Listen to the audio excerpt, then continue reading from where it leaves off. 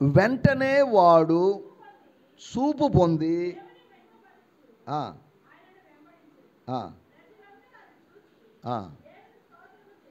చాలేండి. దేవుని స్తోత్రం. జనార్దన్ ఎవరే? హల్లెలూయా. మలయాళం, ఇంగ్లీష్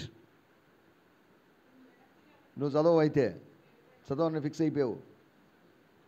సరే, దేవుని స్తోత్రం. అమ్మా ఇంగ్లీష్, మలయాళం,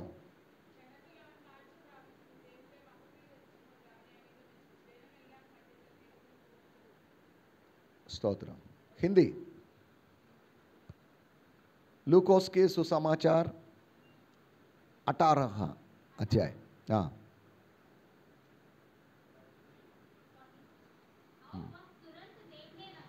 वह तुरंत देखने लगा। हाँ हाँ,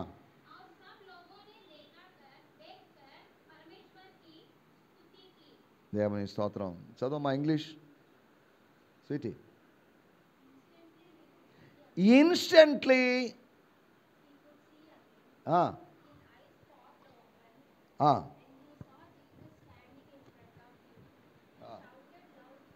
ఏంటమ్మా అది?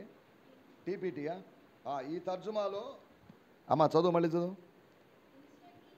వెంటనే అతడు చూడగలిగాడు. ఆయన కన్నులు మూయబడిన కన్నులు తెరవబడ్డాయి.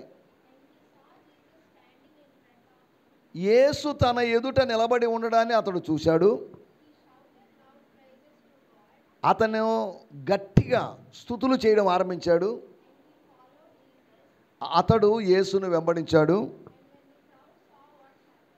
ఈ జరిగిన దాన్నంతా జనసమూహం చూసి వాళ్ళు కూడా గట్టిగా ఆర్భటించి కేకలు వేయడం ఆరంభించారు. నేను చదువుతున్నాను, లూకా సువార్త 18వ అధ్యాయము 43. వెంటనే అతడు చూడగలిగాడు. ఆ గుడ్డివాడు దేవుణ్ణి స్తుతిస్తూ యేసును అనుసరించాడు. ప్రజలందరూ ఇది చూసి వారు కూడా దేవుణ్ణి స్తుతించారు. దేవుని స్తోత్రం. ఏమండి, ఏమని రాయబడింది ఇక్కడ?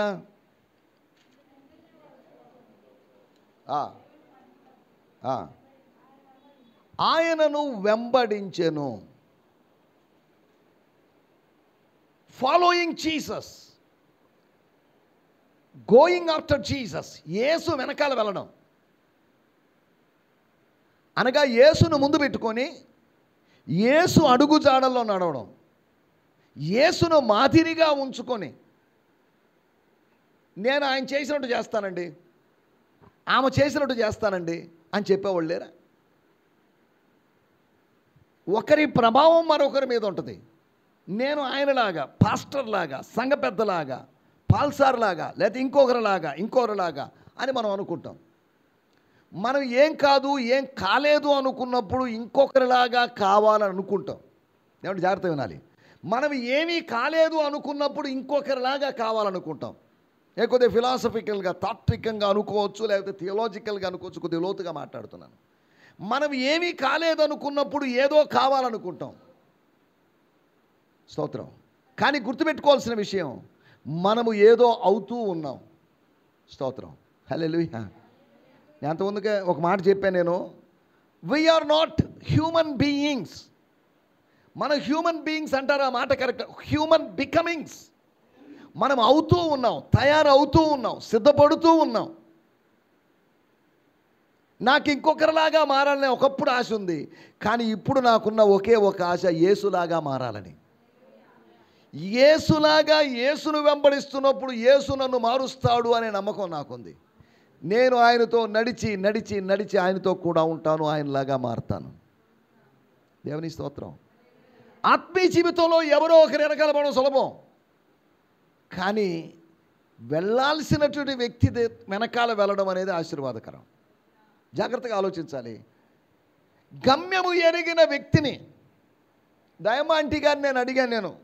అమ్మ నాకు నెల్లూరు తెలీదు, కొత్త, పద్మావతి సెంటర్కి వెళ్ళాలి అని అడిగాను నేను. దానిదేమో సార్ నాతో పాటు రండి అని అనింది.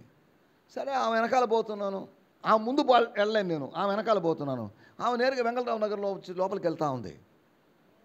మనకెందుకు, నాకు తెలియదుగా. ఏమా ఎంతో దగ్గరే దగ్గరే సార్. అమ్మ ఆటో వద్దు సార్, దగ్గరే నువ్వు నడుచుకుంటూ పోవచ్చుగా, డబ్బులు మిగులుతాయి కదా అనింది. స్తోత్రం. కుర్రాళ్ళు డబ్బులు విచ్చలబిడిగా ఖర్చు చేస్తారు, కానీ పెద్దవాళ్ళు ఆలోచించి ఖర్చు చేస్తారు. దయమాంటిని పిసినారి అని అంటారు, కానీ ఆ పిసినారి కాదండి, జాగ్రత్త పొర్రాలు. స్తోత్రం. హల్లెలూయా. ఎక్కడ ఖర్చు పెట్టాలో అక్కడ ఖర్చు పెడుతుంది, కానీ కొద్ది జాగ్రత్త. ఆ జాగ్రత్త మనలో లేదు. దానివల్లే మనం సమస్యలు తెచ్చుకుంటున్నాం. మనం 10 రూపాయలు ఖర్చు పెడితే 10 రూపాయలు సంపాదిస్తే 15 రూపాయలు ఖర్చు పెడుతున్నాం. ఆమెకున్న జాగ్రత్త చూడండి. 10 రూపాయలు ఉన్న చోట 8 రూపాయలు ఖర్చు పెట్టుకొని 2 రూపాయలు మిగుల్చుకుంటుందామా. దేవుని స్తోత్రం. హల్లెలూయా. ఇది జ్ఞానం. ఎట్టంటే ఖర్చు పెట్టడం జ్ఞానం కాదు, మనీ మేనేజ్మెంట్ తెలుసుకోవాలి. సరే, ఏదేమైనప్పటికీ వెళ్తున్నాం. వెంకటరావు నగర్ చెరువు సమాధుల దగ్గర తీసుకుని పోయింది. ఏందమ్మా ఇదేనా పద్మావతి సెంటర్? ఇదే అనిపిస్తుంది సార్ అనిందామా. ఏమంటే పద్మావతి సెంటర్, హలో ఇదేందండి పద్మావతి సెంటరు? వెంకటరావు నగర్ చీకరికి వచ్చి పద్మావతి సెంటర్ అంటే ఎవరు మీరు చెప్పింది? ఇదిగోనండి. ఏమండి నాకు తెలియదండి, నేను ఎప్పుడో ఒకసారి వచ్చాను. ఇప్పుడు నేను ఎవరి వెనకాల వెళ్తే బాగుంటుంది? ఇంకొతను వచ్చాడు, ఏమన్నా వారు నంబాకాయ బాబు, నువ్వు రా నా వెనకాల కూర్చో, బైక్ వెనకాల కూర్చో అని ఎక్కించుకొని దీన్ని పద్మావతి సెంటర్ అన్నాడు. అతను వెళ్ళిపోయాడు. అనుమానం, ఇది పద్మావతి సెంటరా కాదా అని. నలుగురు చెప్పారు పద్మావతి సెంటరే. దేవుని స్తోత్రం. ఏందమ్మా దయమ్మా అంటే ఎంత మోసం చేసేవేంటి? స్తోత్రం. గమ్యము ఎరిగిన వాడు, గమ్యాన్ని నిర్ణయించిన వాడి వెనకాల పోవడం వల్ల ప్రయోజనం ఉంది. అందరు వెనకాల పోయామనుకోండి, ప్రయోజనం ఏంటి? అందరూ వాడుకొని వదిలేసే వాళ్ళే, కానీ ఎవరు గమ్యానికి తీసుకోబోయేవాళ్ళు లేరు. వాళ్ళు తమ పబ్బము గడుపుకోవడానికి మనల్ని తమ వెంట పెట్టుకుంటారు. యూస్ అండ్ త్రో లాగా వాడేసి వదిలేస్తున్నారు. ఈ రోజుల్లో నేను అప్పుడప్పుడు చెప్తుంటాను, మనం వస్తువులను ప్రేమిస్తుంటాం, వ్యక్తులను వాడుకుంటూ ఉంటాం. వస్తువులను వాడుకోవాలి, వ్యక్తులను ప్రేమించాలి. కానీ ఇప్పుడు రివర్స్ అయిపోయింది. వ్యక్తులను ఏం చేస్తున్నాం? మనం వాడుకుంటున్నాం. Use and throw. Disposable glass అంతే, ఒకరు డిస్పోజబుల్ ప్లేట్ అంతే. తినేసామా, తర్వాత ఏముంది? అయ్యో నేను తిన్న ప్లేట్ కదా, ఇది బాగాలేదు, దీన్ని కడిగి ఎండబెట్టుకొని వచ్చే వారానికి ఉపయోగించుకోవాలనుకుంటాం. ఏంటి? త్రో, దాన్ని డస్ట్బిన్ అంతే. స్తోత్రం. మనం ఆలోచిస్తున్న విషయాల్లోకి వచ్చేద్దాం. వాడు యేసును వెంబడించాడు. He followed Jesus. క్రైస్తవత్వం అంటే ఫాలోయింగ్ జీసస్. యేసును అనుకరించడం కాదు, అనుసరించడం. అనుసరించడానికి తేడా ఉంది. యేసు ప్రభు తన శిష్యులు పిలిచాడు, హలో ఫాలో మీ, నన్ను వెంబడించండి. నన్ను వెంబడిస్తే మీ కాళ్ళ నొప్పులు తగ్గిస్తాను, కీళ్ళ నొప్పులు తగ్గిస్తాను, మీకు డబ్బులు ఇస్తాను, మీకు ఇల్లు ఇస్తాను కాదు. మీరు నన్ను వెంబడిస్తే, ఇఫ్ యు ఫాలో మీ, నేను మిమ్మల్ని మనుషులను పట్టు జాలలుగా మారుస్తాను. మీ వృత్తిని మారుస్తాను, మీ ప్రవర్తనను మారుస్తాను. I will change you. శరీరానికి అతీతుడైన నేను శరీరము ధరించుకున్నప్పుడు, శరీరములో ఉన్న మిమ్మల్ని మహిమ శరీరములోకి తీసుకొని పోవడానికి శక్తిమంతుంది. That's why follow me. స్తోత్రం. హల్లెలూయా. ప్రభు యొక్క పిలుపు, ఆ ఫాలో మీ అనేదాన్నే శిష్యత్వము అన్నారు. అనగా శిష్యుడిగా మారడం. నేను యేసు శిష్యుడిగా మారాను. I'm following Jesus. No turning back. ఇక వెనకానికి తిరిగి చూసేదంటూ లేదు. ఈ గుడ్డివాడిని గురించి మనం కొద్దిగా ఆలోచిస్తే, వెంటనే వాడు చూపు పొంది దేవుని మహిమపరచుచు, దేవుని మహిమపరిచి ఆయన్ని వెంబడించాడని కాదు, మహిమపరచుచు. ప్రజలు ఏం చేశారు? ప్రజలందరూ అది చూచి దేవుణ్ణి స్తోత్రము చేసి అయిపోయింది. దేవుని స్తోత్రం, హల్లెలూయా, ఎంత గొప్ప కార్యం అండి, అయిపోయింది. కానీ వాడు ఏం చేస్తున్నాడు? మహిమపరుస్తూ ఉన్నాడు. అనగా జనుల స్తోత్రాలు ఆగిపోయినా వాడి స్తోత్రం ఆగలేదు. ఆశీర్వాదం పొందిన వాడి స్తోత్రాలు ఆగవు. ఆశీర్వాదం లేకుండా ఆచారంగా స్తోత్రం చెప్పినోడు 2 సార్లు చేతులెత్తి, 3 సార్లు చేతులెత్తి, 4 సార్లు చేతులెత్తి స్తోత్రం చెప్తాడు. అంతవరకే స్తోత్రం. హల్లెలూయా. వాడు యేసును వెంబడించాడు. ఎలా వెంబడించాడు? Following, how to follow Jesus. ఇక్కడ మంచి విషయం చెప్పారు, హౌ టు ఫాలో, యేసుని ఏ విధంగా వెంబడించాలి. 4 విషయాలు మీకు జ్ఞాపకం చేయబోతున్నాను, యేసును ఎలా వెంబడించాలి అనే దాని గురించి. అసలు ఎవరు వీడు? ఇతని పేరేంటి? ఏమండి, ఇతని పేరు గుడ్డివాడు, సరే, ఇతని పేరేంటి? పేరు లేదా? స్తోత్రం, హల్లెలూయా. మార్కు సువార్త 10వ అధ్యాయము 46వ వచనం. మార్కు సువార్త 10వ అధ్యాయము 46వ వచనం. స్తోత్రం, స్తోత్రం. మార్కు సువార్త 10వ అధ్యాయం 46వ వచనం.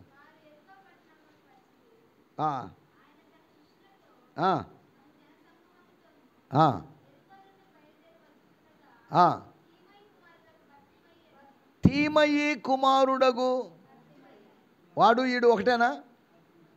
మార్కు సువార్త 10వ అధ్యాయంలో చెప్పబడిన వాడు, లూకా సువార్తలో 18లో చెప్పబడిన వాడు ఒకడే. కాకపోతే లూకా పేరు చెప్పలేదు. పేరు ఇంపార్టెంట్ కాదు, జరిగిన పని ఇంపార్టెంట్. ఏమండి, మీ పేరు ఇంపార్టెంట్ కాదు, మీరు దేవుని కోసం చేసిన పని ఇంపార్టెంట్. కానీ ఈ రోజున పని ఉడికి ఇంపార్టెంట్ కాదు. నా పేరు చెప్పలేదే, నా పేరు రాయలేదే, మొదట రాయలేదే, బోల్డ్ లెటర్స్లో రాయలేదే, రెడ్ లెటర్స్లో రాయలేదే కదా, ఇలా చెప్తుంటాం. మనం జాగ్రత్తగా ఆలోచించాలి. పేరు ముఖ్యం కాదు, పని ముఖ్యం. అతని జీవితంలో జరిగిన దేవుని పని ముఖ్యం. 4 విషయాలు మీకు త్వరగా జ్ఞాపకం చేయబోతున్నాను. వాడికి ఏం జరిగింది అనే దాని గురించి, లేకపోతే వాడు ఎలా వెంబడించాడు అనే దాని గురించి. 43వ వచనం. 1, వాడు ఎలా వెంబడించాడంటే, స్తోత్రం, స్తోత్రం, వాడు మహిమపరుస్తూ. ఇందాక నేను కొన్ని తర్జుమాలో చదివించాను. వాడు మహిమపరుస్తూ ఉన్నాడు కాబట్టి ప్రజలు కూడా దాన్ని బట్టి మహిమపరచడం ఆరంభించారు.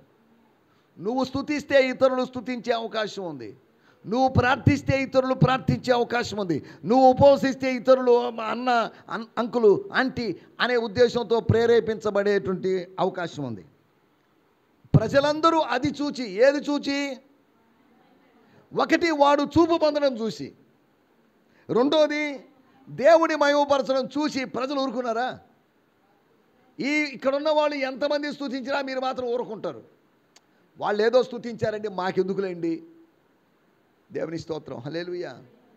అపోస్తుల కార్యములు 3వ అధ్యాయంలో దేవాలయంలోనికి ఒక మనుషుడు ఎక్కి వెళుతున్నాడు, ఉన్నాడు అక్కడ. పేతురు యోహానులు ఎక్కి వెళుతున్నప్పుడు వాడికి బాగైన తర్వాత ఆలయంలో అందరూ డిగ్నిఫైడ్గా, రిజర్వ్గా, బిగదీసుకున్నట్టుగా నాబాలులాగా ఆరాధన చేస్తున్నప్పుడు. ఎలాగట?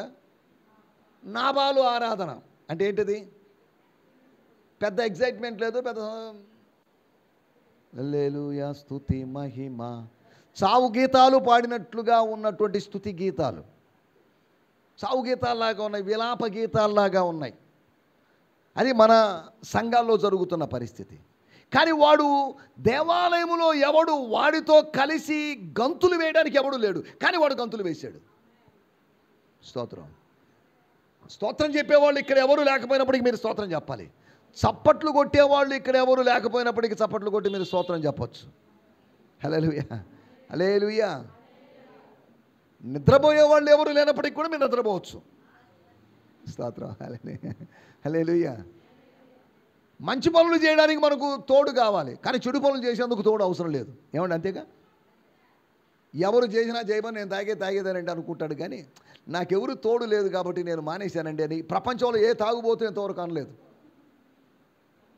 ఏమయ్యా తాగుడు మానేసామంటే, నాకెవరు తోడు లేరు సార్, ఒక్కడే తాగలేక మానేశానండి దీన్ని అని అంటాడా? ప్రపంచం మొత్తం తాగకపోయినా పర్లేదు, నేను తాగాల్సిందే, నేను తాగి తీరతాను అనుకుంటాడు. కానీ మంచి పనులు చేయడానికి మీరేమీ లేదే దేవుని సేవకి, ఎవరు ఇవ్వలేదు కదా, ఎవరు ఇవ్వందే మనం ఎందుకులే అనుకొని ఎవరైనా ఇస్తే ఇద్దాంలేండి. అడిగారు సిస్టరు, సపీరా సిస్టరు, మీరేమీ ఇవ్వలేదు ఇంకా. డిస్కషన్ చేసుకుంటున్నామండి, మాట్లాడుకుంటున్నాం, నేను మా ఆయన కలిసి మాట్లాడుకుంటున్నాం. మాట్లాడడానికి ఎన్ని రోజులా? మనకు ఆదివారం ఒకరోజే ఒక పూటే ప్రేమ విందు, అక్కడ ప్రతిరోజు 3 పూటలు ప్రేమ విందు జరుగుతుంది. 3 పూటలు వచ్చి ప్రేమ విందు తిన్నారే, ఖర్చులు ఉంటాయి కదా, మేము ఆలోచిస్తూ ఉన్నాం. ఆలోచించి కొంతమంది చించుతూ ఉంటారు. ఏం చించుతుంటారు? ఈ ఈ చించడం జాగ్రత్త. స్తోత్రం, హల్లెలూయా. ఈ చించడం ప్రమాదకరం. ఆలోచించి చించి చించి మీ బతుకు కూడా చింపబడుతుంది. బర్నబా బ్రదర్ ఇచ్చాడు కదంటండి, ఇచ్చాడండి. ఆయన ఎక్కడో సైప్రస్ అనేటువంటి ద్వీపం నుంచి వచ్చి యెరూషలేముకు వచ్చి ఈ అపోస్తలుల బోధ వలన ప్రేరేపించబడి ఇక్కడున్న ఖర్చుల దృష్ట్యా మొత్తం ఇచ్చేసాడు కదా. దాన్ని బట్టి ప్రేరేపించబడి కొంతమంది ఇచ్చారు కదా, మేము కూడా ఇస్తాంలేండి అని ఇచ్చారు. ఇచ్చిన వాళ్ళెవరూ చావలేదు, కానీ ఇచ్చిన వీళ్ళు మాత్రం చచ్చారు. ఎందుకు? ఇస్తే ఎవరు చావరు, గుర్తుపెట్టుకోండి. మోసపూరితంగా ఇస్తే చస్తారు. ఏమండి? ఇచ్చిన వాళ్ళని దేవుడు దీవిస్తాడు. కానీ అననీయ సఫీరా ఎలా ఇచ్చారు? సఫీరా అనేటువంటి అందగత్తె, సఫీరాను గురించి అదే రాయబడింది చరిత్రలో. చాలా అందమైనటువంటి స్త్రీ. సఫైర్ అంటే ఏమని అర్థం? సరేనండి, వాటిలోకి వెళ్ళలేదు. ఆమె ఒక సౌందర్యవతి, కానీ ఏం లాభం? నీకు అందం ఉంది కానీ ఆత్మీయత లేదు, ఏం లాభం? నీకు ధనం ఉంది, ఆత్మీయత లేదు, ఏం లాభం? నీకు అన్నీ ఉన్నాయి కానీ ఆత్మీయత లేదు, ఏం లాభం? స్తోత్రం, హల్లెలూయా. మనం ఆలోచిస్తున్న విషయాల్లోకి వెనక్కి వచ్చేద్దాం. లూకా సువార్త 18వ అధ్యాయంలో మనం చదువుకున్నాం, 43వ వచనం చదువుకున్నాం. అది మన మూల వాక్యం. వాడు ఆయనను వెంబడించాడు. యేసు చెప్పాడా యు ఫాలో మీ అన్నాడా? యేసు చెప్పలేదు.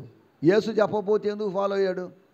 ఒకడు యేసు చెప్పకుండానే ఫాలో అయ్యాడు. ఒకడు యేసు ప్రభు అన్నాడు, ఏం బాబు ఎందుకు వెంబడిస్తావు? వద్దు అన్నాడు. ఎందుకు అంటే, నక్కలకు బొరియలు ఉంటాయి బాబు, ఆకాశ పక్షులకు గూళ్ళు ఉంటాయి, మనిషి కుమారునికి తల వాల్చుకుంటకైనా స్థలం లేదు, ఇప్పుడు వెంబడిస్తావు చెప్పు అంటే? రాత్రులు ఎక్కడ పడుకుంటావు నువ్వు? అది పెద్ద ప్రాబ్లం అయింది. అకామిడేషన్ లేదు. ఫుడ్ కావాలంటే పెడతా, ఊరోళ్ళు పెట్టిన ఫుడ్డు 5,000 మందికి పెట్టాంగా రొట్లు. ఆ టైపులో ఒక రొట్టె 2 రొట్టెలు నీకు వస్తాయి. అంతవరకైనా అకామిడేషన్ ఏంటి? అకామిడేషన్ నాకే లేదురా బాబు అకామిడేషను. మా 12 మంది ఎక్కడ పడుకుంటామో తెలియదు. ఈరోజు గలలీలో పడుకుంటాం, రేపు యోదయాలో పడుకుంటాం, ఎల్లుండి సమరలో పడుకుంటాం, నేడు ఇక్కడ రేపు ఎక్కడో ఎరుగని పయనం మాది. ఇప్పుడు మేము ఎక్కడికి తీసుకోవాలి? నీకు ఎక్కడ రూమ్ ఇవ్వాలి మేము? కాకపోతే నీకు ఒకటి ప్రామిస్ చేస్తున్నాను, నా తండ్రి ఇంటి అనేక నివాస స్థలములు కలవు, నేను వాటి తీసుకొని అక్కడ నీకు ఇస్తాను. ఇక్కడ మాత్రం నేనేమి ఇవ్వలేను. ఇక్కడ నక్కల్లాంటి మనుషులకు బొరియలు ఉన్నాయి, ఆకాశ పక్షుల్లాంటి ఏ మనిషికి అందరంత ఎత్తుగా చిక్కడు దొరకడు అని తిరిగేటువంటి విశ్వాసులు కదా.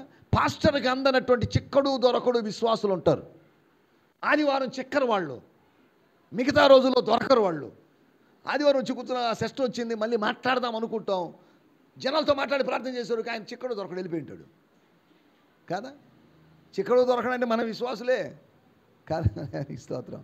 అందరంత ఎత్తులు ఎవరికి అందరం, నేను పెద్ద జాబ్ అండి నేను, అందుకని నేను అందరికీ అందుబాటులో ఉండను, సారీ. ఆకాశ పక్షుల్లాగా ఉన్నటువంటి విశ్వాసైనా, నక్కల్లాగా భూమి మీద సంచరించే విశ్వాసైనా విశ్రమించడానికి కాస్త నివాస స్థలం ఉంటుంది. ఇంకా చెప్పాలంటే భక్తుడు విచిత్రమైన మాట చెప్పాడు, నీ బలిపీఠమున దగ్గరే పిచ్చుకకు గూటి స్థలము దొరికెను, పిల్లలు పెట్టుటకు వానకోవెలకు స్థలం దొరికింది. అలాగైతే పక్షికి వానకోవెలకి చోటు దొరికితే భక్తుడు అంటున్నాడు, భగవంతుడా నాకు వేరెక్కడా చోటు వద్దు, నీ సన్నిధిలో చోటు, కాస్త తల దాచుకోవడానికి చోటు చాలు. అంతేనా? మనకు ఒక చోటు ఉంది, మనకు క్రీస్తులో ఒక చోటు ఉంది, మన ఆత్మకు క్రీస్తులో భద్రత ఉంది. నీతిమంతుని గురించి రాయబడింది, యెహోవా నామము బలమైన దుర్గము, నీతిమంతులు అందులో ప్రవేశించి సురక్షితంగా ఉంటాడట. యెహోవా నామం ఏంటి? బలహీనమైన దుర్గం కాదు, బలమైన దుర్గం. ఈ బలమైన దుర్గములో బలహీనులైనటువంటి కొన్ని కోట్ల మంది భక్తులు వెళ్ళినా, మీరెంతమంది వచ్చారు ఈ తుఫాను షెల్టర్ భవనంలో ఎలాగండి అని కాదు. తుఫాను షెల్టర్ భవనం కన్నా బలమైనటువంటి సురక్షితమైన ఒక ప్రదేశం ఉంది. లోకపు ఆటుపోట్లు, సముద్రపు ఆటుపోట్లు, లోకపు తుఫానులు నిన్ను తాకని విధంగా నువ్వు భద్రంగా ఉండేటువంటి ఒక స్థలం ఉంది. మన జీవము చెప్పండి, మన జీవం ఏ పాటిదైనా సందర్భోచితంగా చెప్పండి. మన జీవము క్రీస్తు యేసుతో కూడా దాచబడి ఉన్నది. కొలసీ పత్రిక 3వ అధ్యాయం. నీ లైఫ్ ఎక్కడుంది? నీ డబ్బు బ్యాంకులో సేఫ్టీ లాకర్లో ఉండొచ్చు. అలాగే నీ ఆత్మీయ జీవితము నువ్వు అప్పగించిన తర్వాత అది ఆయన సన్నిధిలో, ఆయన చేతిలో ఉన్నది. స్తోత్రం, హల్లెలూయా. నిన్ను నా అరచేతిలో చెక్కుకొని ఉన్నాను. స్తోత్రం. అంటే ఆయన అరచేయి అంత పెద్దదనే ఉద్దేశంతో కాదు. అంటే ఇంకెప్పుడు నువ్వు గుర్తొచ్చే విధంగా ఆయన చేతిలో, ఆయన ఆధ్వర్యంలో, ఆయనలో ఉన్నావని అర్థం.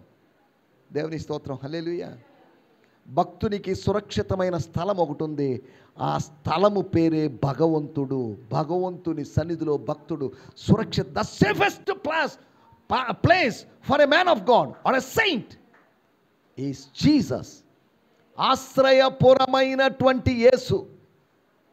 యేసు ఆశ్రయపురము కన్నా ఇంకా అధికమైనటువంటి భద్రతను అనుగ్రహించగలిగిన వాడు. దేవుని స్తోత్రం, హల్లెలూయా. మనం జాగ్రత్తగా ఆలోచించాలి. ఇవన్నీ ఎందుకు చెప్తున్నానంటే, వాడిని యేసు పిలవలేదు, కానీ వాడు వెంబడిస్తాడు. వెనక్కి తిరిగి, అసలు నువ్వు ఎందుకు వచ్చావు, నేను ఎవడు పిలిచాడు, గెట్ అవుట్ అన్నాడా? పిలుపు లేకుండా వచ్చినప్పటికీ కూడా తోసివేసేవాడు కాదు. మనం కూడా ఎవరి చర్చకు వచ్చినాము కాదు, ఎందుకు వచ్చింది, భోజనానికి వచ్చినట్టుంది, వస్తే రానివ్వండి, తింటది, ఎంత తింటది తిననివ్వండి, అది అనుకోవట్లేదు. ఏమా ఇది భక్తులకు, ఇక్కడికి వచ్చిన వాళ్ళకే, ప్రార్థనకు వచ్చిన బయట వాళ్ళకి కాదంటే. పెళ్లి జరిగింది, ఎంతోమంది వెళ్తుంటారు, సత్రం లేదో అన్నదానం జరిగింది, అందరూ బోరా, పిలవబడిన వాళ్ళే వెళ్తారా ఏంటి? దేవుని స్తోత్రం, హల్లెలూయా. ఇక్కడ గమనించాల్సిన విషయం, వాడికి పిలుపు లేదు కానీ వెంబడించాడు. స్తోత్రం. పిలుపు లేకపోయినా కూడా వెంబడించవచ్చు. యేసు కార్యం చేశాడు, ఆ కార్యం నిన్ను పిలుస్తుంది. స్వస్థత అనేది సేవలో లేకపోతే శిష్యత్వములో కొనసాగడానికి ఇవ్వబడుతున్న స్వాగతం. మరలా చెప్తున్నాను, the healing is an invitation to join in discipleship. శిష్యత్వములో కలుసుకోవడానికి స్వస్థత కార్యము అనేది ఒక స్వాగతం. It's an invitation, open invitation. ఎవరు బాగైందా వాళ్ళు వెంబడించవచ్చు. మానసికంగా బాగైందా నువ్వు వెంబడించవచ్చు, శారీరకంగా బాగైందా నువ్వు వెంబడించవచ్చు, ఆత్మీయంగా బాగైందా యూ కెన్ ఫాలో. నాకు పిలుపు లేదండి, నీకు పిలుపు లేకపోయినా పర్లేదు, దేవుని కార్యం నీలో జరిగింది, ఇక నువ్వు వెంబడించవచ్చు. అలాగని నువ్వు వెంబడిస్తే ఎందుకు వెంబడించావు అని అడిగాడా? స్తోత్రం, హల్లెలూయా, హల్లెలూయా. సాకులు చెప్పి ఈ స్వాగతాన్ని స్వీకరించకుండా తిరస్కరించిన వాళ్ళు లేరా? సరే, దేవుని స్తోత్రం, హల్లెలూయా. మనం ఆలోచిస్తున్న మాట, ఎలా వెంబడించాలి? ఒకటి, స్తుతులతో వెంబడించాలి. స్తోత్రం. ఫాలో విత్ ప్రైసెస్ కదా. మన నోట్లో ఏముండాలి? బూతులతో వెంబడించడం కాదు, స్తుతులతో వెంబడించాలి. వాడు అదే చేశాడు. వాడి గుడ్డితనం, భౌతికమైన గుడ్డితనం పోయింది, అదే సమయంలో ఆత్మీయ గుడ్డితనం కూడా పోయింది. మనకు భౌతికమైన చూపు ఉంది కానీ ఆత్మీయ గుడ్డితనం ఉంది. ఆత్మీయంగా చూపు కలిగిన వాడు, వాడి కన్నులు తెరవబడిన వాడు ఆయన్ని వెంబడించి తీరతాడు. అక్కడ రాయబడింది ఇందాక ద ప్యాషన్ ట్రాన్స్లేషన్లో, టీపీటీ ట్రాన్స్లేషన్లో చక్కగా రాయబడింది, వాడి కన్నులు తెరవబడ్డాయి. కన్నులు తెరవబడినప్పుడు ముందు చూసింది ఎవరిని? యేసును చూశాడు. స్తోత్రం, హల్లెలూయా. నీ ఆత్మీయ జీవితంలో నీ మనోనేత్రాలు వెలిగించబడినప్పుడు నువ్వు మొదట చూసేది నీ కన్నులు తెరిచిన వాడిని నువ్వు చూస్తావు. స్తోత్రం, హల్లెలూయా, హల్లెలూయా. వాడిని ఈయన్ని చూడడం వల్ల అర్థం లేదు, యేసును చూడడం వల్ల అర్థం ఉంది. వాడిని ఈయన్ని చూస్తే వాడి లోపాలు, వాడి వంకలు చెప్పుకుంటూ కూర్చోవలసి వస్తుంది. ఆమెను ఏమో చూసుకుంటూ కూర్చొని మొదట్లో బాగుండేది, ఇప్పుడు బాగలేదండి, ఇప్పుడు బాగుంది, మొదట్లో బాగలేదని ఇలా ఏదో ఒకటి చెప్పుకోవాల్సిందే. కానీ యేసును చూసిన వాడు ఎటువంటి వంక చెప్పలేడు, వెంబడించడం తప్ప ఏ పని చేయలేడు వాడు. స్తోత్రం. ఎందుకని మనుషుల వైపు వంకలు పెట్టడం? ఈరోజు నచ్చిన వాళ్ళు రేపు నచ్చకపోవచ్చు, ఏమన్నా అంతేగా? శాశ్వతంగా నచ్చుతారా ఏంటి? ఈరోజు నచ్చినోడు, ప్రేమించి పెళ్లి చేసుకున్న వాళ్ళు ఈరోజు నచ్చుతున్నారు, పిల్లలు పుట్టిన తర్వాత నచ్చడం లేదు, అమ్మాయి బాగాలేదండి, బక్కగా ఉందండి కదా. దేవుని స్తోత్రం, హల్లెలూయా. నాకు బాగలేదు, నా ఆరోగ్యం బాగలేదన్నా కానీ ఒక అమ్మాయిని వెంబడించి పెళ్లి చేసుకున్నాడు, 10 సంవత్సరాల తర్వాత బిగ తీసుకొని కూర్చున్నాడు. ఏమైంది సహోదరుడా ఉమేష్ అని అడిగితే, బక్కగా ఉంటుంది సార్, టీబీ పేషెంట్ లాగా ఉంటుంది. ఏమ్మా నువ్వు తిని లావు అవ్వచ్చు కదా, నువ్వు కొద్దిగా లావుగా ఉంటే ఆయన ఇష్టపడతాడు కదా, నా ఈ శరీరాన్ని చూసి నన్ను వెంబడించి నన్ను విసిగిచ్చి వద్దురా నాయన అని చెప్పినా కానీ వెళ్ళలేదు సార్. అప్పట్లో ఆయన బాగున్నాడు కదా, ఇప్పుడు ఇంత పొట్ట వేసుకొని ఆయన ఏం బాగున్నాడు, నేను వద్దంటున్నానా ఏంటి అని అడిగింది. స్తోత్రం. అప్పుడున్నట్టుగా ఉంటారా ఏంటి? స్తోత్రం. హల్లెలూయా, హల్లెలూయా. మగవాళ్ళకి చెప్పడానికి కారణాలు ఉంటే ఆడవాళ్ళకి కూడా చెప్పడానికి కారణాలు లేవా? ప్రతి వానికి కారణాలు ఉన్నాయి. అయ్యా బాబు ఇవన్నీ అనుకోవడం లేదు, ఇంకొక అమ్మాయిని చేసుకుంటావా అంటే గమ్ముకున్నాడు. స్తోత్రం. సరే నీ భార్యతో మాట్లాడు, ఆమె ఓకే అయితే ఇంకో పెళ్లి చేస్తాం. మమ్మల్ని దడతారు, భయంకరంగా దడతారు. భార్య బతుకుండగానే ఇంకొక ఆమెకి ఇచ్చి పెళ్లి చేసాడు పాస్టర్ అని చెప్పేసి నన్ను అందరూ దడతారు. అయినా పర్లేదు అంటే వదిలేండి సార్ అంటున్నాడు. శుద్ధంగా కాపురం చేసుకోవయా. ఆమె సన్నగా ఉందంటే తప్పు ఆమెది కాదు, నీది. కొద్దిగా జీడిపప్పు తీసుకొనిరా, కొద్దిగా బాదం పప్పు తెచ్చిపెట్టు, ఏదైనా బలమైన ఆహారం పెట్టు. మునపట్లాగా బలంగా తయారైపోయి నీ కళ్ళ ముందు కనిపిస్తుంది, అప్పుడు సంతోషపడవచ్చు. ఇక్కడ సంగతి కాదులేండి, ఉమేష్ అన్న పేరు కూడా అన్నాను కాబట్టి కర్ణాటకలో సంగతి నేను చెప్తున్నాను. మన ఆంధ్రాలోలా కాదు, మన ఆంధ్ర వాళ్ళు భార్యాభర్తలు చివరి వరకు ఒకరికొకరు ప్రాణం పెట్టుకుంటారు, అది వేరే విషయం అనుకోండి. దేవుని స్తోత్రం. హల్లెలూయా. మనం ఆలోచిస్తున్న విషయాలు ఎలా వెంబడిస్తున్నావు, హౌ వీఆర్ ఫాలోయింగ్ జీసస్. నీ శిష్యత్వంలో, శిష్యత్వపు జీవితంలో ఎలా వెంబడిస్తున్నావు? స్తుతిస్తూ వెంబడిస్తున్నావా? స్తుతి అనేది ఆదివారం మాత్రానికే పరిమితం కాకూడదు, సోమవారం నుంచి శనివారం దాకా కూడా ఉండాలి స్తుతి. రెండో విషయాన్ని నేను మీకు జ్ఞాపకం చేస్తాను, చదువుదాం ఇదే. సరే ఇప్పుడు ఎక్కడికి వెళ్ళాడినా బాగా ఆలోచించండి. స్తోత్రం. ఈ గుడ్డివాడు ఎక్కడికి వెళ్ళాడు, ఎక్కడున్నాడు? 18వ అధ్యాయము 43వ వచనం తర్వాత గుడ్డివాడు ఎక్కడున్నాడు? నో ఎక్కడున్నాడు ప్రశ్న. యేసును వెంబడిస్తున్నాడంటే యేసుతో పాటు. యేసు ఎక్కడికి వెళ్ళాడు? ఎరికోకి వెళ్ళాడు. ఎరికోకి ఎక్కడికి వెళ్ళాడు? జక్కయ్య దగ్గరికి వెళ్ళాడు. జక్కయ్య దగ్గరికి వెళ్ళినప్పుడు కూడా గుడ్డివాడు ఉన్నాడు అక్కడ. దేవుని స్తోత్రం. చదవండి 19వ అధ్యాయము 7వ వచనం.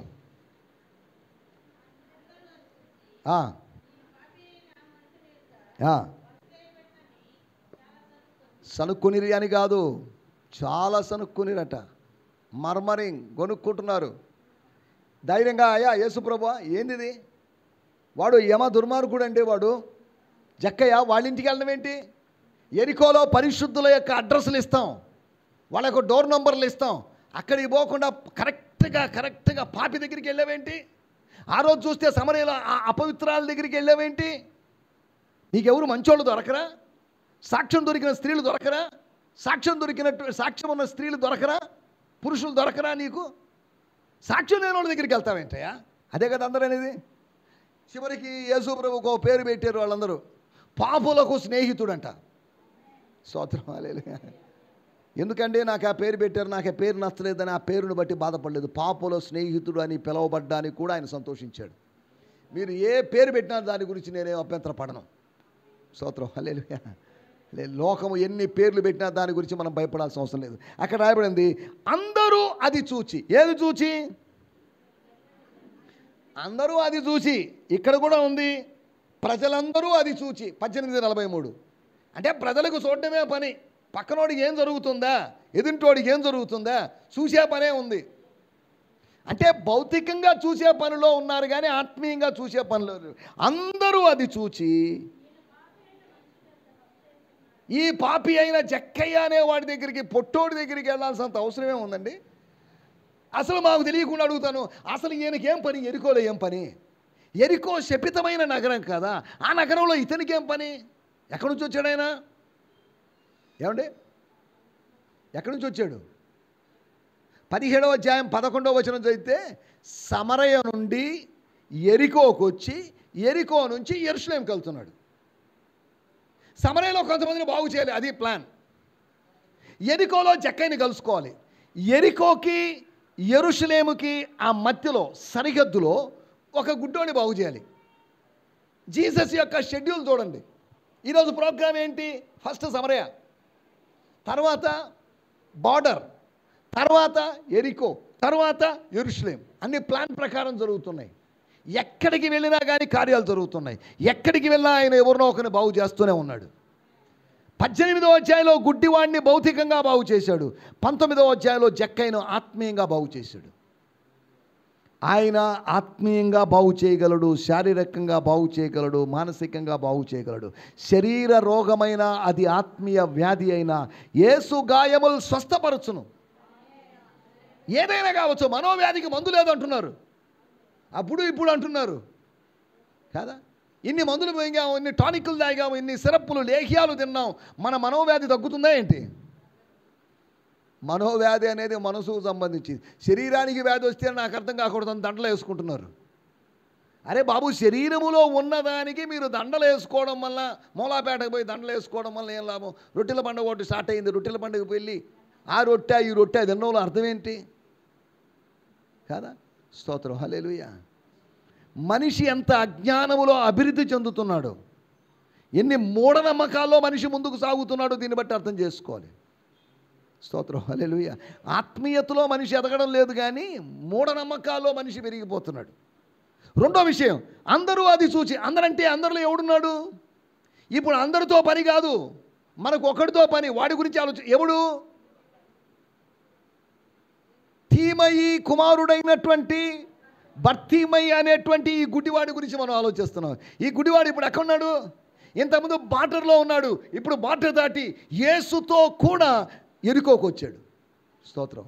ఇంతకుముందు ఒంటరిగా కూర్చున్నవాడు, ఒంటరిగా అడుక్కున్నవాడు, ఒంటరిగా తిరిగినవాడు, కానీ ఇప్పుడు యేసుతో తిరిగాడు. యేసుతో తిరుగుతున్నప్పుడు చూపుతో తిరిగాడు.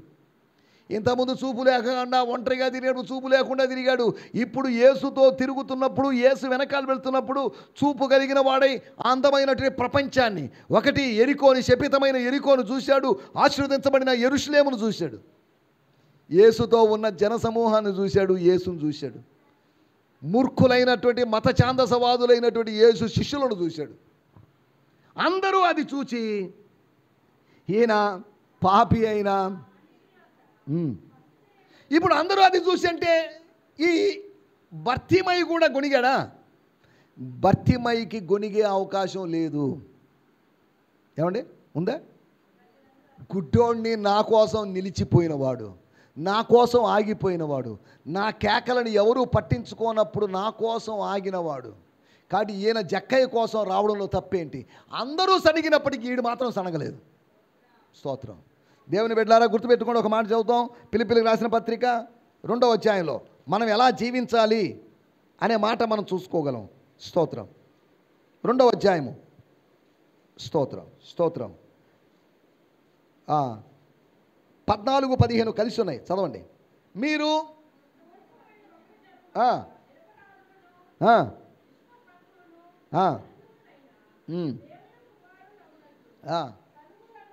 సనుగులను సమస్త కార్యాలు ఎలా చేయాలండి? సనుగులు మాని, సంశయాలు మాని, ప్రతిదానికి అనుమానం, అదేంటి ఇదేంటి, అక్కడికి వస్తే ఏం లాభం, ఇక్కడికి వస్తే ఏం లాభం, దీన్ని మాని సమస్త కార్యాలు ఎలా చేయాలట? ఎలా చేయాలి?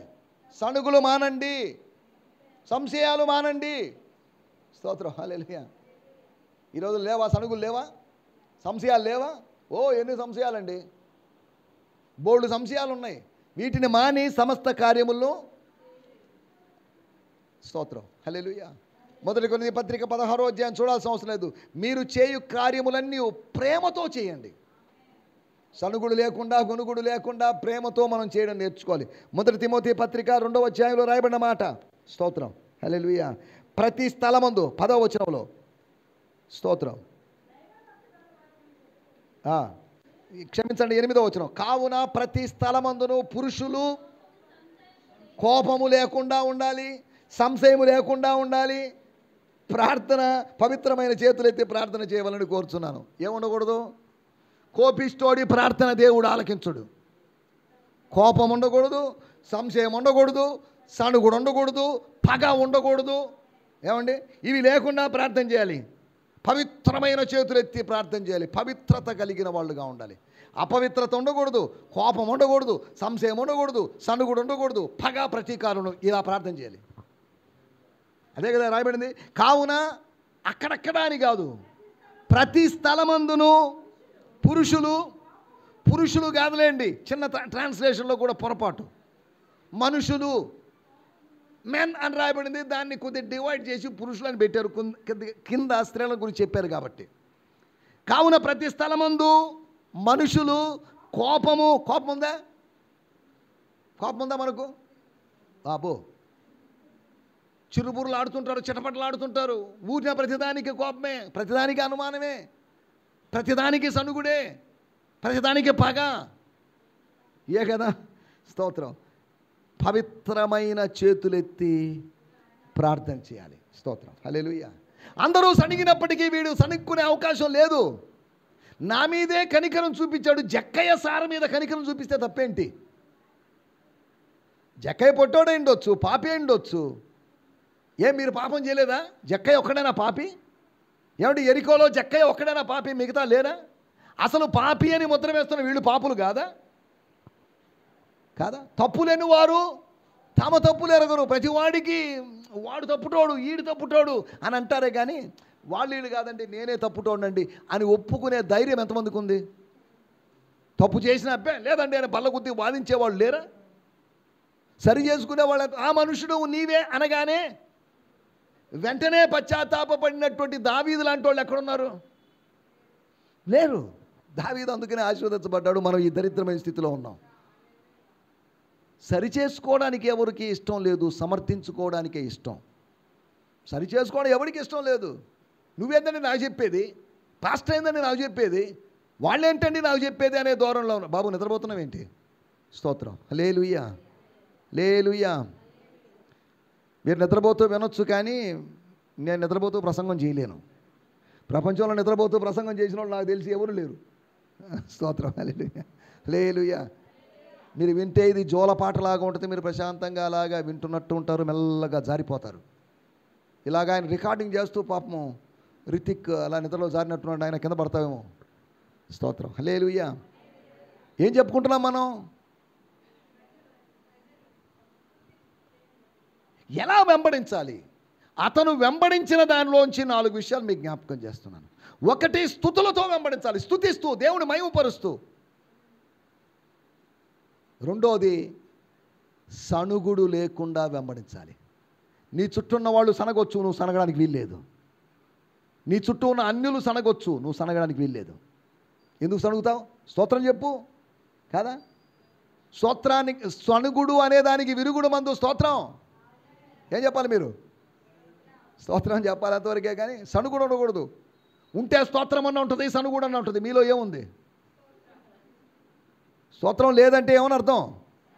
సణుగుడు ఉందని అర్థం. సణుగుడు ఉంటే స్తోత్రానికి అవకాశం లేదు.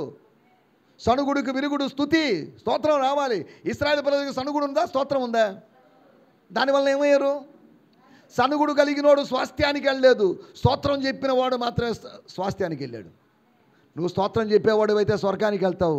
సణుగుతూ ఉన్నట్లయితే ఈ లోకంలోనే కనిపిస్తావు, పాతాళంలో కనిపిస్తావు ఒకరోజు. స్తోత్రం. హల్లెలూయా, హల్లెలూయా. మనం ఆలోచిస్తున్న విషయాల్లోకి వచ్చేద్దాం. ఏం చెప్పుకుంటున్నాం మనం? ఎలా వెంబడించాలి? ఒకటి, స్తుతులతో వెంబడించాలి. రెండోది, సనుగుడు లేకుండా వెంబడించాలి. మూడో విషయాన్ని నేను మీకు జ్ఞాపకం చేస్తాను. 9వ వచనం. అందుకు యేసు, ఇతడును అబ్రహాము కుమారుడే. ఇతడును అబ్రహాము కుమారుడు అని కాదు, అబ్రహాము కుమారుడే అంటే ఏమని అర్థం? కన్ఫర్మ్ చేస్తున్నాడు. యేసు కన్ఫర్మ్ చేస్తాడు, యేసు క్లారిటీ ఇస్తాడు. సాతాను కన్ఫర్మ్ చేయడు, సాతాను క్లారిటీ ఇవ్వడు, సాతాను కన్ఫ్యూషన్ ఇస్తాడు. ఇక్కడ ఏమని రాయబడింది? ఇతడును అబ్రహాము కుమారుడే. ఏమండి చుట్టూ ఉన్న ప్రజలారా, ఈ ఇంటి బయట ఉండి వింటున్న ప్రజలారా, కిటికీ కంతల్లోంచి చూస్తున్న ప్రజలారా, గుర్తుపెట్టుకోండి, ఇతడు ఎవరో తెలుసా? జక్కయ్య సరే, అబ్రహాము కుమారుడే. అబ్రహాముకి ఇతనికి సంబంధం ఏర్పడింది. విశ్వాసుల తండ్రి అయిన అబ్రహాముకి ఇతనికి ఒక కనెక్షన్ ఏర్పడింది, విశ్వాసాన్ని బట్టి కనెక్షన్. యేసులో విశ్వసించడం ద్వారా అబ్రహాము కుమారుడయ్యాడు. అబ్రహాము కుమారుడగు, దావీదు కుమారుడగు యేసుక్రీస్తు వంశావళి అని రాయబడింది. కొత్త నిబంధన ఆరంభం అది. అబ్రహాముతో ఆరంభించబడింది, దావీదుతో కొనసాగింది, యేసుక్రీస్తును గురించి చెప్తూ ఉంది. దేవుని స్తోత్రం. హల్లెలూయా. ఎలా వెంబడించాడు అతను? స్తోత్రం. ఒక కన్ఫర్మేషన్ జక్కయ్యకే కాదు, అక్కడున్న కొంతమందికి, మేము మాత్రమే అబ్రహాము కుమారులం, మిగతా వాళ్ళందరూ అపవాది కుమారులు అనుకుంటున్న వాళ్ళకి, నేను అబ్రహాము కుమారుణ్ణా కాదా, నేను అపవాది కుమారుణ్ణేనా, నేను అపవాది కుమారుణ్ణి ఎలా అవుతాను అనుకుంటున్న వాళ్ళకు ఒక కన్ఫర్మేషన్. జక్కయ్యగా మాత్రమే కాదు, తాను ఏంటి, తాను వెంబడిస్తున్నాడు, బాగానే ఉంది. కానీ వాట్ అబౌట్ మీ, నా పరిస్థితి ఏంటి? హూ యామ్ ఐ, నేను ఎవరిని, నువ్వెవరివనేది తెలుసుకోవాలి. నీ ఐడెంటిటీ ఏదో తెలుసుకోవాలి కదా. మన అస్తిత్వం తెలుసుకోవాలా వద్దంటారా? నువ్వెవరివి? ఏమంటే ఏం చెప్తాం? దయమాంటిని అడిగాం, అమ్మా నువ్వెవరు? నా పేరు దయమండి. అమ్మా అది కాదమ్మా నేను అడిగింది, నువ్వెవరు? Who are you? I'm a son of God, నేను డాటర్ ఆఫ్ గాడ్ అండి, నేను దేవుని బిడ్డనండి, నేను విశ్వాసినండి, నేను పరిశుద్ధురాలనండి, నేను భక్తురాలనండి, నేను ప్రార్థనాపరురాలండి అని చెప్పగలిగిన వాళ్ళు ఎంతమంది ఉంది? మా నాన్న పలానాయన కొడుకునండి, నేను పలానాయన కూతురునండి, నేను ఇవేగా మనం చెప్పేది. పలాని సోమశిల అతన్నండి, నెల్లూరు అతన్నండి నేను, లేకపోతే అల్లూరు అతన్నండి నేను. మన ఊరితో మన ఐడెంటిటీ చెప్తున్నాం, కానీ దేవునితో మనకున్న ఐడెంటిటీ, ఇతడు కూడా అబ్రహాము కుమారుడే. స్తోత్రం. ఒక నిశ్చయితను యేసు కలిగించాడు.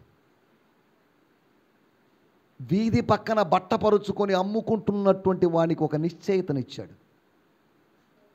ఇతరుల దయా దాక్షిణ్యాల మీద ఆధారపడుతున్న వాడికి ఒక కన్ఫర్మేషన్ ఇచ్చాడు. ఈ మధ్యాహ్న కాలం నీకు ఒక కన్ఫర్మేషన్ ఇస్తున్నాడు, you are son of God. నీ యొక్క కుమారత్వాన్ని గురించిన నిశ్చయిత నీకు ఇస్తున్నాడు. ఆత్మ తానే మన ఆత్మతో సాక్ష్యం ఇస్తున్నాడు. ఏమని? వీళ్ళు ఆదివారం గుడికి వస్తారని కాదు, వీళ్ళు దశం భాగాలు ఇస్తారని కాదు, వీళ్ళు ప్రేమ విందులో సహకరిస్తారని కాదు, వీళ్ళు దేవుని బిడ్డలు. స్తోత్రం. దేవుని ఆత్మ మన ఆత్మతో చెప్తున్నాడు. దేవుని ఆత్మ ఆ బర్తిమైతో చెప్పాడు, నీవు కూడా దేవుని కుమారుడివే, నువ్వు కూడా అబ్రహాము కుమారుడివే. ఈ ఇంట్లో వాళ్ళే కాదు, నువ్వు కూడా కదా. జక్కయ్యకు వచ్చిన మెసేజ్, స్తోత్రం, అది బర్తిమైకి కూడా వర్తించింది. కొలస్సీ సంఘానికి రాసిన ఉత్తరం ఎవరికి కూడా వర్తించింది? చెప్పండి, ఎవరికి వర్తించిందండి? చదవండి కొలస్సీ పత్రిక. స్తోత్రం. కొలస్సీకి రాసినటువంటి ఉత్తరం ఎవరికి అప్లికబుల్ అయింది? 16వ వచనం, కొలస్సీ 4:16. కొలస్సీ 4:16.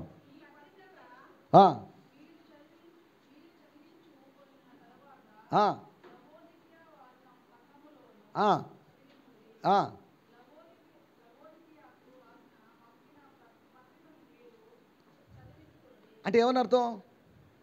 ఏమండి అర్థం లేదా? ఏమండి అర్థం ఉందా లేదా? కొలస్సీ సంఘమా, మీకు రాయబడిన, మీకు దేవుడు బయలుపరిచినటువంటి, మీకు నేను ఇస్తున్న సందేశము లవోదికయ చర్చికి పనికి వస్తుంది. లవోదికయ చర్చికి రాసినటువంటి ఉత్తరం మీరేం చేయాలి? వాళ్ళదే, మీదే అని కాదు. వాళ్ళకి సందేశము, సంఘాలు వేరు కానీ సందేశం ఒకటే. సంఘాలు ఎన్నైనా ఉండొచ్చు కానీ ఆత్మ ఒక్కటే, ఆత్మ ఒక్కడే కదా. సంఘాలు 2 ఉన్నాయి, కొలస్సీ సంఘం ఉంది, లవోదికయ సంఘం ఉంది, కానీ సందేశం వాళ్ళ పత్రిక మీరు చదవద్దులేండి, వాళ్ళదే, నేను మీకు వేరుగా రాస్తానని చెప్పలేదు. వాళ్ళకి రాసినా, మీకు రాసినా, కొలస్సీ సంఘానికి రాసిన, లవోదికయ సంఘానికి రాసిన, రోమా సంఘానికి రాసిన, ఇది అంత్య దినాల్లోనే మనకు పనికి వస్తుంది. శాంతినగర్లో ఉన్న సంఘానికి శుభమని చెప్పి రాయనదేమనగా పౌలును నేను ఆయన రాయలేదు మనకు. ఏమండి? నెల్లూరులో ఉన్నటువంటి నెల్లూరు సెంటర్లో ఉన్నటువంటి సంఘానికి రాసినటువంటి, వరంగల్లో ఉన్న సంఘానికి, ఇంకో ప్రాంతంలో ఉన్న సంఘానికి ఉత్తరం రాయలేదు. కానీ these truths are applicable to us. మనకివి అన్వయించుకోవచ్చు, మనకివి వర్తిస్తాయి. సత్యము సార్వత్రికమైనది. స్తోత్రం. హల్లెలూయా. అబద్ధము స్థానికమైనది, కానీ సత్యం మాత్రం సార్వత్రికమైనది. The truth is universal but the lie is local కదా. సత్యము సార్వత్రికమైనది, అందరికీ సత్యమే. 2 రోజుల 4 అమెరికాకి వెళ్తే కరెన్సీ మారిందేమో కానీ 2 రోజుల 4 అనేది మారలేదు. జపాన్కి వెళ్ళినా 2 రోజుల, సింగపూర్కి వెళ్ళినా, ప్రపంచంలో ఏ దేశమైనా తిరుగు 2 రోజులు 4. It's a common universal principle. అది వాక్యము common principle. It's common for every one. ఇది only Christian, no, it's not for Christians, it's for all. ఇది అందరికీ వర్తించేది. కాకపోతే బైబిల్ అనగానే క్రిస్టియన్స్ది అని మనం అనుకుంటున్నాం. మీకు రాయబడిన పత్రిక లవోదికయ సంఘం చేత చదివించుకోండి. లవోదికయకు రాసిన పత్రిక మీరు చదవండి. మీ ఇద్దరి మెసేజ్ సేమే, కాకపోతే మధ్యలో ప్రస్తావించబడినటువంటి పేర్లు ఉంటాయి. శాంతినగర్ సంఘానికి రాసినప్పుడు దయమ్మ ఆంటీ అన్నాం, కానీ ముత్తుకూరు సంఘానికి ఉత్తరం రాసినప్పుడు పవిత్రమ్మ అన్నాం కదా. అంతవరకు ఆ పేర్లు తేడా అంతవరకే, కానీ ఇంచుమించు సందేశం అంతా ఒకటే. దేవునికి స్తోత్రం, హల్లెలూయా. మూడో విషయం నేను మీకు జ్ఞాపకం చేస్తున్నాను. సత్యాన్ని ఎరిగిన వాళ్ళమై మనము వెంబడించాలి. ఎలా వెంబడించాలి? ఏం సత్యం? నీ యొక్క కుమారత్వాన్ని గురించిన సత్యం, నువ్వు దేవుని బిడ్డవయ్యావు అనే సత్యం, ఆత్మసాక్ష్యాన్ని గురించిన సత్యం, నువ్వు కూడా అబ్రహాము కుమారుడు అనే సత్యం, అబ్రహాము యొక్క వాగ్దానాలకి నువ్వు వారసుడివి అనే సత్యం, వాక్య సత్యం. అమ్మా, ఆరాధించువారు ఆత్మతోనూ సత్యముతోను, ఆత్మతోనూ సాంప్రదాయంతో కాదు, ఆత్మతోనూ సత్యముతోను. దేవుని స్తోత్రం, హల్లెలూయా. ఏం చెప్పుకుంటున్నాం మనం? అతడు వెంబడించాడు. ఎలా వెంబడించాడు? ఒకటి, స్తుతులతో స్తుతిస్తూ వెంబడించాడు. రెండోది, ఆయన సణుగుడు లేకుండా వెంబడించాడు. మూడవది, సత్యాన్ని ఎరిగి. సత్యాన్ని ఎరగలేము. ఒక పుస్తకం చదివి లైబ్రరీకి వెళ్ళి ఇంటర్నెట్కి వెళ్ళి సత్యం మనకు తెలియదు. సత్యము అంటే చదువుకుంటే వచ్చేది కాదు. సత్యము అనేది బయలుపరచబడింది. It reveals, God reveals the truth. స్తోత్రం. మనకు తండ్రి అయిన దేవుడు తెలుసా? తెలియదు. మనకు ఎలా తెలిసింది తండ్రి అయిన దేవుని గురించి? చదవండి ఒక మాట, యోహాను సువార్త 1వ అధ్యాయం. స్తోత్రం. 1వ అధ్యాయము 18వ వచనం. ఎవడైనాను ఎప్పుడైనాను, అమ్మా దేవుడిని చూసామని చెప్పుకుంటున్నారేమో, నేను కల్లో దేవుడు కనిపించాడని చెప్పుకుంటున్నారేమో. ఎవడైనాను ఎప్పుడైనాను అనగా, ఎవడైనాను ఎప్పుడైనాను అంటే ఇప్పటి వరకు అని. ఈ 2000 సంవత్సరాల కాలంగా, మానవ చరిత్ర ఏర్పడి 4000 సంవత్సరాల కాలంగా ఎవడైనాను ఎప్పుడు దేవుని చూడలేదు, చూసే అవకాశం లేదు. కానీ ఏం జరిగింది చూడండి. తండ్రి రొమ్మునున్నటువంటి అద్వితీయ కుమారుడే ఎవరిని బయలుపరిచారు? He revealed. మరుగుగా ఉన్నది, తెర వేసి ఉంచినది, తాళం వేసి ఉంచినది, కప్పి వేసి ఉంచినది, దాన్ని ఏం చేశాడట? ఓపెన్ చేశాడు ఆయన. స్తోత్రం. రివీల్. వీల్ అంటే ఏంటి? తెర. రీవీల్ అంటే తెర తొలగించడం. బయలుపరచడం అంటే అది తెర తొలగించడం. తండ్రి రొమ్మునున్నటువంటి అద్వితీయ కుమారుడే అంటే ఎవరు? యేసు. యేసే తండ్రిని బయలుపరచెను. స్తోత్రం. నేను పుస్తకం చదివి తెలుసుకున్నానండి కాదు. నువ్వు ఎన్ని పుస్తకాలు చదివినా సమాచారం తెలుస్తుందేమో, సత్యాన్ని నువ్వు గ్రహించలేవు. అలాగైతే లైబ్రేరియన్సో బాగా చదువుకున్న వాళ్ళు మాత్రమే సత్యాన్ని గ్రహించగలరు. నువ్వు చదువు లేకపోయినా సత్యాన్ని గ్రహించగలవు కదా. లోకములో జ్ఞానులకు వివేకులకు ఈ సంగతులను మరుగుపరచి బాలురకు పసిపిల్లలకు దీన్ని బయలుపరిచావని నిన్ను నేను స్తుతిస్తున్నాను. ఎవరు ఈ బాలురు? శిష్యులు ఉద్దేశించి ఈ బాలురు, ఈ పిల్లలు, అల్పులైన ఈ చిన్నవారు అన్నాడుగా. వీళ్ళకి నువ్వు బయలుపరిచావు. సొలొమోను లాంటి జ్ఞానం కలిగిన వాళ్ళు, ఫిలాసఫర్స్కి, స్టోయిక్ ఫిలాసఫీని వంట పట్టించుకున్న వాళ్ళకి, ఎపిక్యూరియన్ ఫిలాసఫీని వంట పట్టుకుంచుకున్న వాళ్ళకి, నోస్టిక్ ఫిలాసఫీని వంట పట్టించుకున్న వాళ్ళకి నువ్వు మరుగుపరిచావు. ఇదిగో చేపలు బట్టే పేతురుకు బయలుపరిచావు, యోహానుకు బయలుపరిచావు, తోమాకు బయలుపరిచావు. వీళ్ళందరికీ దేవుడు సత్యం బయలుపరిచాడు. దేవుని స్తోత్రం. సత్యం అనేది సంపాదించుకునేది కాదు, స్వర్గము బయలుపరిచేది. అందుకని దేవుడు వాక్యంలో సత్యము బహు లోతుగా ఉన్నది, దాన్ని గ్రహించగలిగిన వాడు ఎవడు? స్తోత్రం. సత్యం గ్రహించామని చెప్పుకుంటున్నారు కానీ సత్యాన్ని గ్రహించలేదు. సత్యవంతుడిగా ఉండాల్సినటువంటి పిలాతు అడిగిన ప్రశ్న సత్యం అనగా ఏంటి అని అడిగాడు. సరే, దేవునికి స్తోత్రం, హల్లెలూయా. మూడో విషయం, సత్యాన్ని ఎరిగి మనం వెంబడించాలి. నాలుగో విషయం చెప్పి నేను ముగిస్తాను. ఏం జరిగింది అతనికి? అతను ఎలా వెంబడించాడు? లూకా సువార్త 5వ అధ్యాయంలో రాయబడింది 11వ వచనంలో, వారు సమస్తమును విడిచిపెట్టి, స్తోత్రం,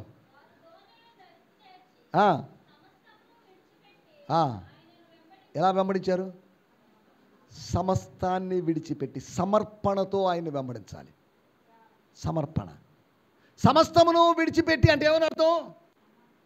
దోణెలు మునుగినట్లుగా ఉన్నటువంటి చేపలను వదిలిపెట్టి, తమ జీవితంలో ఇంతవరకు పట్టని చేపల రాశి, వలలు పిగులున్నట్లుగా దోణలు మురుగుతున్నట్టుగా ఉన్నట్టు చేపల్ని ఒక్కసారి వీటిని అమ్ముకొని కొద్ది డబ్బు తెచ్చుకొని తర్వాత వెంబడిస్తామని కాదు, వాటన్నిటిని వదిలేసి, హలో మీరు రండి అవి తీసుకోండి, మాకేనా మీకేనండి, తీసుకోండి ఎంజాయ్ చేయండి, స్తోత్రం. మీకు మాకొద్దండి, మాకు యేసు దొరికాడు, చేపల కన్నా శ్రేష్టమైనటువంటి యేసు మాకు దొరికాడు. We will follow Jesus. మాకు డబ్బులు వద్దండి, వెండి బంగారాలు మా దగ్గర లేవు, మాకొద్దు, మాకు యేసు చాలు, స్తోత్రం హల్లెలూయా. ఈ లోకంలో మాకేది అక్కర్లేదు, యేసు చాలు. ఏం జరిగింది? అతను ఎలా, ఈ గుడ్డివాడు ఎలా వెంబడించాడు?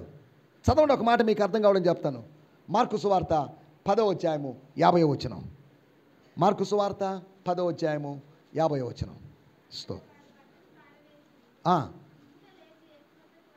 అంతటా వాడు ఏం చేశాడట అంటే ఏమని అర్థం? బట్టను పారవేసి, దీంతో నాకు ఇంకా అవసరం లేదు, ఈ దరిద్రంతో నాకు ఇంకా అవసరం లేదు, ఈ వ్యసనముతో నాకు అవసరం లేదు, ఈ అలవాటుతో నాకు అవసరం లేదు కదా, ఈ టానిక్తో నాకు ఇంకా అవసరం లేదు, ఈ ట్యాబ్లెట్తో నాకు ఇంకా అవసరం లేదు, ఈ బాంబ్తో నాకు అవసరం లేదు. దాన్ని ఏం చేశాడు? చూద్దాం, ఒకవేళ బాగైతే బట్టను పారేద్దాం లేండి, బాగా కాకపోతే ఏముంది బట్ట పరుచుకొని మళ్ళీ అడుక్కుందాం అనేనా? నో, స్తోత్రం. నీ విశ్వాసాన్ని బట్టి దేవుడు కార్యం చేస్తాడు. అతడు ఇక్కడ దిగ్గున లేచి బట్టను పారవేసి అంటే ఏమని అర్థం? ఉండండి, బట్టను పారవేసి అంటే బట్ట మీద ఏముంటాయి? చిల్లర డబ్బులు ఉంటాయండి. అడుక్కునేవాడు బట్టను పరుచుకొని దాని మీద చిల్లర వేస్తాంగా. ఇప్పుడు ఈయనేం చేశాడు? అరే బుద్ధి లేనడా, ఉదయం నుంచి అడుక్కునే డబ్బులు, చిల్లర డబ్బులు, పోతే పోనండి దరిద్రపు చిల్లరా, పోతే పోనండి దరిద్రపు బట్ట, నాకేం కావాలి ఇప్పుడు? యేసు కావాలి, స్తోత్రం. ఆ బట్టను పారవేసి అన్నప్పుడు ఆ బట్ట పట్టుకొని లాగంగానే చిల్లరంతా ఏమైపోయింది? చిల్లర మొత్తం ఇసిరాడు. ఎంత ఉందో తెలియదు, వేలు ఉండొచ్చు, వద్దు, ఎంత ఉన్నా దాన్ని లెక్క పెట్టను, నాకు అవసరం లేదు అని ఆ చిల్లర డబ్బులు పారేసి, ఆ మురికి పట్టిన వస్త్రాన్ని పారేసి కింద పారేసాడు. ఆ బట్ట అది ప్రతిరోజు కింద బరుస్తున్న బట్ట ఎలా ఉంటుంది? అది శుభ్రంగా ఉంటుందా? మురికిగా ఉన్నదాన్ని పారేసి, మురికి వస్త్రాన్ని పారేసి, స్తోత్రం హల్లెలూయా, ఆ చిల్లర డబ్బులు పారేసి కరెన్సీని కాదు క్రీస్తుని వెంబడించాడు. ఈ రోజులో కరెన్సీని వెంబడించేవాళ్ళు ఉన్నారు. కాదు, కరెన్సీ ఇవ్వగలిగిన క్రీస్తును వెంబడిద్దాం. నాణ్యాలను కాదు వెంబడించాల్సింది, నిధి లాంటి యేసును వెంబడించాలి. అందరూ నాణ్యాల వెనకాల వెళ్తున్నారు, కానీ నిధి దగ్గరికి, ట్రెషర్ దగ్గరికి వెళ్దాం. దేవుని స్తోత్రం హల్లెలూయా. నా మాటలు నేను ఇక్కడ ముగిస్తున్నాను. 4 విషయాలు చెప్పాను. వాడు యేసును వెంబడించాడు. మీరు అడగొచ్చు, ఏంటండి వెంబడించడం అంటే ఏంటి? వెంబడించడం అంటే సోమవారం నుంచి శనివారం దాకా మీరు మెయింటైన్ చేయాల్సిన స్పిరిచువల్ లైఫ్. ఆదివారం కాసేపు హడావిడిగా చేతులెత్తి చప్పట్లు కొట్టి ఇది కాదు. ఆదివారం ఉదయం చేస్తున్నటువంటి తతంగాన్నే శిష్యత్వం అనుకుంటారేమో, కాదు. ఇక్కడ నుంచి ఇంటికి వెళ్ళిన తర్వాత నుంచి మళ్ళీ తిరిగి ఇక్కడ వచ్చేంత వరకు జరిగే తతంగాన్ని, ఈ 6.5 రోజుల తతంగమే శిష్యత్వం. స్తోత్రం. ఏమ్మా అర్థమవుతుందా లేదా మరి మీకు? ఏదేదో మాటలు మాట్లాడుతున్నావు, మాకేం అర్థం అవుద్ది? ఎవరు అన్నారు నువ్వు మాట్లాడే మాటలు మాకు అర్థం కావట్లేదని? ఏమి అని అడిగాను. నువ్వు కవి కాబట్టి, సాహిత్యం కాబట్టి, నువ్వు అయ్యి రాస్తుంటావు కాబట్టి నాకు అర్థమైంది, మీకు అర్థం. దీనికి కవి కావాల్సిన అవసరం లేదు, కవి కావాల్సిన అవసరం లేదు, ఇంజనీర్ కావాల్సిన అవసరం లేదు, డాక్టర్ కావాల్సిన అవసరం లేదు, సాహిత్యం తెలియాల్సిన అవసరం లేదు. ఈ సత్యం దేవుని ఆత్మ మీ ఆత్మతో ముచ్చటిస్తున్న విషయాలు ఇవి. దేవుని స్తోత్రం హల్లెలూయా. నా మాటలు నేను ముగించేస్తాను. ఏం చెప్పాను ఇప్పుడు దాకా? ఎలా వెంబడించాలి? వెంబడించడం అంటే it's more than worshipping, it's more than giving, more than serving కాదా? ఇక యేసు నేను ఒక స్కూల్ అందంగా కట్టుకున్నారు, టీచర్స్ లేరు, స్కూల్ ఎలా ఉంటుంది? అందమైన బిల్డింగ్స్ ఉన్నాయి, కంప్యూటర్స్ ఉన్నాయి, మధ్యాహ్నం కావాల్సిన లంచ్ అన్నీ ప్రిపేర్, అన్నీ ఉన్నాయి, ఎవ్రీథింగ్ ఈజ్ గుడ్, కానీ టీచర్స్ లేరు. శిష్యత్వంలో నీకు ఒక గురువు ఉన్నాడు. ఆ గురువు పాస్టర్ కాదు, ఆ గురువు యేసు, ఆ గురువు పరిశుద్ధాత్ముడు. ఆయన నువ్వు గురువుగా కలిగి చేసేటువంటి ఈ క్రైస్తవ శిష్యత్వంలో నువ్వు ఏమాత్రం వెనక్కి తిరిగి చూడకూడదు. శిష్యత్వం అంటే పాస్టర్లకు సంబంధించింది అనుకుంటున్నారో కాదు, ఇది మనందరికీ సంబంధించిన విషయం. మనం ఆయన్ని వెంబడించాలి. ఆ గుడ్డివాడు పాస్టరా? ఎక్కడైనా బైబిల్ ట్రైనింగ్ చేశాడా? ఇవన్నీ లేవు. కానీ అతడు వెంబడించాడు. నాకు మేలు జరిగింది, నేను ఆయన వెంబడించాలి. నా చూపు దేవుడు నాకు అనుగ్రహించాడు, చూపు లేని నాకు చూపును అనుగ్రహించాడు, ఇక వెంబడించాల్సిందే. మీకు రక్షణ అనేటువంటి గొప్ప మేలు చేశాడు. దమస్కు మార్గంలో చూపును కోల్పోయి తన కంటిలోంచి పొరల వంటివి రాలగా పౌలు చూశాడు. అలాగే మన మనోనేత్రాలు వెలిగించబడి మనం చూసినప్పుడు మనం ఆయన్ని వెంబడించక తప్పదు, వెంబడించాల్సిందే. ఇలా వెంబడించడము అనేది ఆప్షన్ కాదు, ఇట్స్ ఆబ్లిగేషన్. ఇది చేయాల్సినటువంటి, వీలైతే చేయడం. మీరు వెంబడించే పనైతే వెంబడించండి అని అనలేదు యేసు ప్రభు. మీరు మారు మనసు పొందే పనైతే పొందండి, లేకపోతే లేదు. మీరు పరిశుద్ధంగా జీవించే పనైతే జీవించండి అని అనలేదు. ఏమండి, నేను పరిశుద్ధుణ్ణి కాబట్టి మీరు పరిశుద్ధులుగా ఉండడానికి ప్రయత్నం చేయండి. అది చాలా కష్టం, అయినప్పటికీ మీ ప్రయత్నం మీరు చేయండి. నేను ఇవన్నీ చెప్పలేదు యేసు ప్రభు. నేను లోకాన్ని జయించాను కాబట్టి మీరు జయిస్తారు. మీరు అంటే కష్టం, మీకు ప్రార్థన లేదు, మీకు వాక్య ధ్యానం లేదు, మీకు పరిశుద్ధత లేదు, మీకు ప్రేమ లేదు, మీరు జయించే అవకాశం లేదు, అయినా మీ ప్రయత్నం మీరు చేయండి అని యేసుప్రభు చెప్పలేదు. నేను లోకమును జయించిన ప్రకారము మీరు కూడా జయించగలరు. If you follow me you can conquer or you can overcome. మనము జయించవచ్చు. వెంబడించమంటే నాకు ఆయనకి మధ్యలో 100 మంది ఉన్నారు, వెంబడించగలనా? ఆయనకి నాకు మధ్యలో 100 మంది ఉన్నప్పటికీ లేనట్టుగా భావించి ఆయన అడుగుజాడలు గుర్తించి, వాక్యములో ఆయన అడుగుజాడలు, ఆయన విధానాలు గుర్తించి, స్తోత్రం, యేసు మన కొరకు శ్రమపడి మనకు తన అడుగుజాడల్లో మనము నడుచుకున్నట్లు 1 పేతురు పత్రిక 2వ అధ్యాయం 21వ వచనం చూడాల్సిన అవసరం లేదు. మనకు మాదిరి ఉంచిపోయెను. మాధురి ఉంచాడు, నీకో మాదిరి. స్తోత్రం, హల్లెలూయా. పాదిరి కాదు మన మాదిరి, యేసే మన మాదిరి. మనకు ముందుగా వెళ్ళాడు. పాస్టర్లు మనకు ముందుగా వెళ్ళొచ్చు, మనకన్నా, లేకపోతే ఈ లోకంలో మంచి మంచి పాస్టర్లు వెళ్ళిపోయి ఉండొచ్చు, కానీ పాస్టర్లు కాదు మన మాదిరి, యేసే మన మాదిరి. మనకు ముందుగా మనము తన అడుగుజాడల్లో నడుచుకున్నట్లు ఏముంచిపోయాడు? మాధురి అనే అమ్మాయిని ఉంచిపోయాడని కాదు, మాదిరిని ఉంచాడు. మాదిరి లేని విశ్వాసిగా, వెంబడించని విశ్వాసిగా ఆ ఫుట్ స్టెప్స్ ఏమని చెప్తున్నట్టే, ఫాలో మీ కదా. యేసు చెప్పాడు నేనే మార్గం అని చెప్పాడు. అంటే ఏమని అర్థం? నడవండిరా బాబు అని అర్థం, అంతేగా. మార్గం దేనికి? నడవడానికా, నిద్రపోవడానికా? నడవండి. మనకు ఆరోగ్యం ఇచ్చింది, నడవండి. మనల్ని ప్రోత్సహిస్తుంది, హలో అని పిలుస్తున్నాడు. దేనికి? అక్కడే ఆగిపోవడానికి కాదు, ఫాలోయింగ్ చేయడానికి. ఆయన స్వరం వినబడుతుండగా ఫాలో అవుదాం. ఆయనతో మనతో మాట్లాడుతుండగా, ఆయన మనలో కార్యాలు చేస్తుండగా, మన ఆత్మీయ నేత్రాలు వెలిగిస్తూ ఉండగా ఫాలో అవుదాం. ఈ ఫాలో అయ్యేటప్పుడు కొంతమందిని ఏమంటారు, అన్ఫాలో చేయాలి. నాకు ఆయన అంటే ఇష్టం, సాతాన్ అంటే ఇష్టం అండి, ఇద్దరిని మెయింటైన్ చేస్తానండి. కుదురుతుందా? Goodbye my old friend, my old black friend, boy, I will follow Jesus. లోకానికి గుడ్ బై చెప్దామా? బీట్కోల్ చెప్దామా? పాపముల విషయంలో మృతులుగాను, దేవుని విషయంలో గాను సజీవులుగా మనల్ని మనం ఎంచుకోవాలి. లోకమా good bye, cinema good bye, చెడు మాటలు గుడ్ బై, సాడీలు చెప్పడాలు గుడ్ బై, బూతి మాటలు గుడ్ బై కాదా. తిండిపోతుతనమా గుడ్ బై, నిద్రపోతుతనమా గుడ్ బై, తిరుగుపోతుతనమా గుడ్ బై. స్తోత్రం. కొన్ని సంవత్సరాల క్రితం భక్తులు అందుకని ఒక చక్కటి పాట రాశాడు, I have decided to follow Jesus. స్తోత్రం. Though no one follows me, still I will follow. ఎవరు ఈ ప్రపంచంలో వెంబడించకపోయినా పర్లేదు, నేను వెంబడిస్తాను. స్తోత్రం, హల్లెలూయా. అందరం కళ్ళు మూసుకుందాం, ప్రార్థన చేద్దాం. ఆ గుడ్డివాడిలాగా